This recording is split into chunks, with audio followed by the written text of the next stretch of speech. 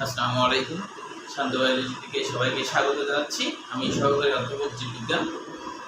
যথারীতি তোমাদের first part বলতে জীববিজ্ঞান প্রথম পত্রে 7 অধ্যায় চলছিল। আজকে আমাদের 8ম নম্বর ক্লাস। আমরা বিগত দিনে সপ্তম ক্লাস করেছি, আজকে আমাদের 8ম ক্লাস। আজকে 8ম ক্লাসে তোমাদের হচ্ছে আলোচনার বিষয় হলো পাতা থেকে শুরু হবে। তবে আজকের আলোচনার বিষয় পাতা ছাড়া পাতার যে ফলক তার আকৃতি, এই পর্যন্ত আজকে আমরা আলোচনা করবো ইনশাল্লাহ। তাহলে আমরা শুরু করি। পাতাতে তোমরা একটু বই অবশ্যই বের করবে, যেহেতু আমি তোমরা জানো যে তোমাদের আমি হচ্ছে যে লাইন বাই লাইন পড়াই এবং বইয়ের যে অংশগুলো এমসিকিউর জন্য সেগুলো দাঁড়ায়, সেহেতু তোমরা যদি বই বের করো তাহলে তোমাদের জন্য সুবিধা হবে। তো তোমরা বই বের করবে 23 সালের যে আবুল হাসান স্যারের যে বই, সেই বইয়ের পাতা 245 পৃষ্ঠা। তো 245 তোমরা যখন ক্লাসটা দেখবে পরে তখন অবশ্যই তোমরা হচ্ছে 245 পৃষ্ঠা আবুল হাসান স্যারের বই 245 পৃষ্ঠা বের করে তারপরে তোমরা ক্লাসটা দেখবে, তাহলে ভালো হবে। তাহলে পাতা আমরা কে না চিনি, সবাই পাতা চিনি। তো পাতার এখন বলা হচ্ছে কিছু কিছু পাতা থাকে যাদের যে পাতার বোটা থাকে, তাহলে বোটা যদি থাকে তাহলে পত্র মানে বিন্দুযুক্ত পাতা হবে। বোটা মানে কি, ধরো এটা একটা ডাল, এখান থেকে পাতা হবে, তাহলে এই পাতাটার এটা কি বোটা, এটা হলো আমরা বোটা বলি। তাহলে এই বোটা, যেমন পানের পাতার বোটা, অনেকে পানের পাতার বোটা খায়, তাহলে এটা পত্র বিন্দু মানে বোটা আছে। এরপরে বলা হচ্ছে পত্র ফলক মানে একটা পাতা কত বড় তার আয়তন, অর্থাৎ হলো এই পাতার এইখান থেকে নিয়ে এই পর্যন্ত গোটা আয়তনটাই হলো পত্র ফলক। এই জিনিসগুলো সাধারণত পরীক্ষা আসে না, আমরা জাস্ট জানার জন্য করতেছি। এরপরে দেখো উপপত্র মানে জবা ফুলের পাতাতে দেখবা যে বড় পাতার গোড়াতে, গোটার এখানে আবার ছোট ছোট পাতা থাকে।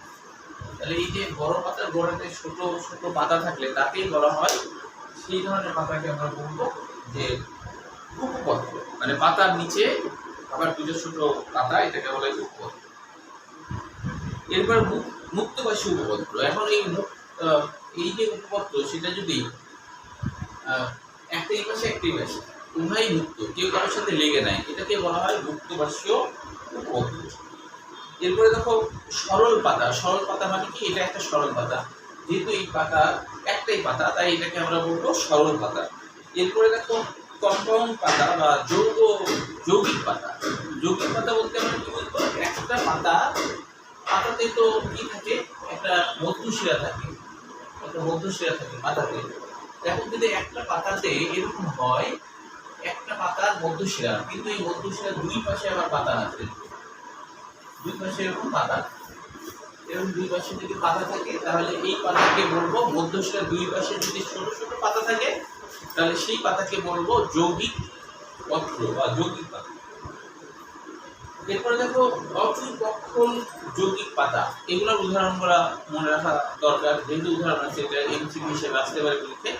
সেটা কি, যে অচুল পক্ষল যৌগিক পাতা, এটা একটা যৌগিক পাতা।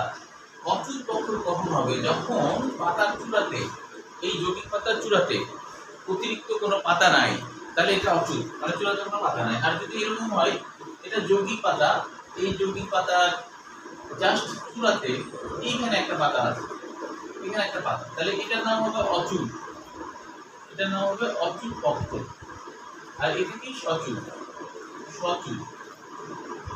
এটা হলো সচুল। তাহলে চূড়াতে পাতা থাকলে সেটা হলো সচুল, চূড়াতে পাতা না থাকলে অচুল। এরপরে দেখো দ্বিপক্ষল যৌগিক পাতা। দ্বিপক্ষল হলো এরকম বোঝায় যে প্রধান যে র্যাকিস, সেই র্যাকিস যদি দুই ভাগে ভাগ হয়ে যায়, অর্থাৎ মনে করো এটা একটা র্যাকিস, এটা একটা পাতার র্যাকিস, এটা একটা কাণ্ড, মনে করো কাণ্ডের পাতার র্যাকিস গেল, এই র্যাকিসটা আবার দেখা যাচ্ছে যে মাঝে দুই বড় বড় ভাগ হয়ে গেল। তাহলে এখানে তো পাতা ছিলই, এখানে পাতা আছে, এখানে পাতা, কিন্তু এইখান থেকে আবার নতুন করে পাতা গজালো, তাহলে এটা দ্বিপক্ষল।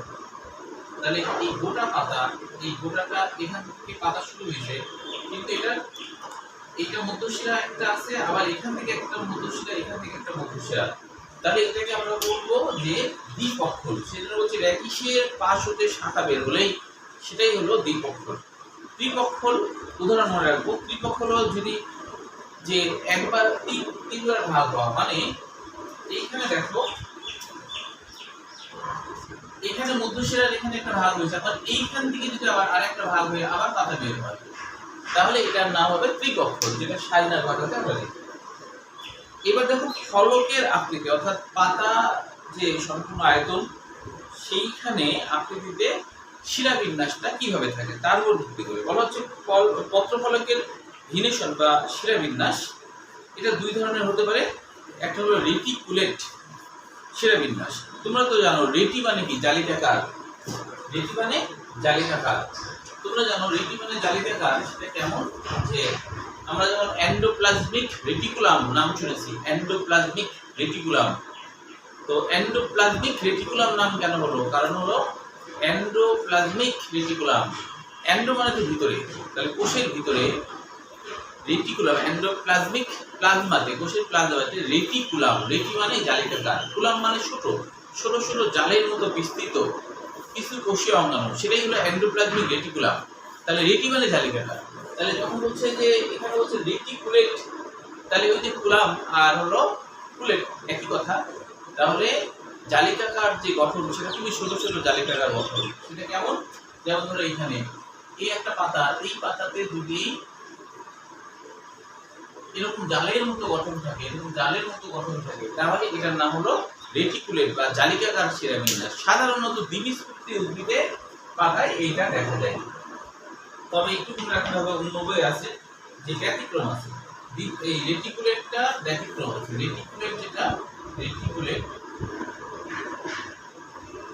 রেটিকুলেটের ব্যতিক্রমও আছে। ব্যতিক্রম কি, যেমন হচ্ছে দ্বিবীজপত্রী উদ্ভিদের পাতা ছাড়াও ব্যতিক্রম হলো একবীজপত্রী। এটা হলো ব্যতিক্রম। এটা কি ব্যতিক্রম? ব্যতিক্রম হলো একবীজপত্রী,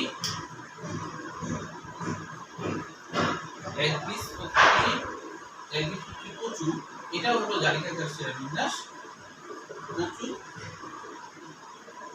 ও কুমারীতে তেল তৈরি করা হয়, মাথার তেল, কুমারীতে। তাহলে তাহলে এটা হলো ব্যতিক্রম, যে দ্বিবীজপত্রী গাছেই হবে, কিন্তু ব্যতিক্রম হলো একবীজপত্রী দুটা গাছ, একটা হলো কচু আর একটা হলো কুমারীতে, এটা দেখো। এরপরে দেখো আরেকটা হলো প্যারালেল। প্যারালাল মানে তো আমরা জানি সমান্তরাল। তাহলে প্যারালেল একবীজপত্রী উদ্ভিদে এটা সাধারণত দেখা যায়। সেটা কেমন, যেমন যদি কোনো পাতা এরকম হয়, মনে করে এটা একটা লম্বা পাতা, মনে করে একটা লম্বা পাতা, এই পাতা এইভাবে করে শিরাগুলা প্যারালাল অবস্থায় আছে। এটা এটা সমান্তরাল, এটা সমান্তরাল, এটা সমান্তরাল, এটা সমান্তরাল, মানে প্যারালাল। এরকম হলে সেটাকে আমরা বলবো যে প্যারালেল ভিনেশন। তোমরা ইচ্ছা করলে গাছের পাতা তোমরা হচ্ছে নিয়ে রোদের আলোতে ধরলে দেখতে পাবো যে সেখানে জালিকাকার শিরাবিন্যাস নাকি সমান্তরাল। একবীজপত্রী উদ্ভিদের পাতাগুলা, ধানের পাতা, গমের পাতা, এগুলো কিন্তু প্যারালেল হয়, সাধারণত প্যারালেল হয়, অর্থাৎ সমান্তরাল হয়। আর দ্বিবীজপত্রী উদ্ভিদের গাছের পাতা যেমন আম, জাম, কাঁঠাল, এগুলো তোমরা সূর্যের আলোতে ধরবা, দেখবে যে পাতাটা জালিকাকার, ভিতরটা জালিকাকার শিরাবিন্যাস। তাহলে এটারও আবার প্যারালেলেরও আবার কিন্তু ব্যতিক্রম আছে। তাহলে সেই ব্যতিক্রমটা কি দেখো, প্যারালেল হলো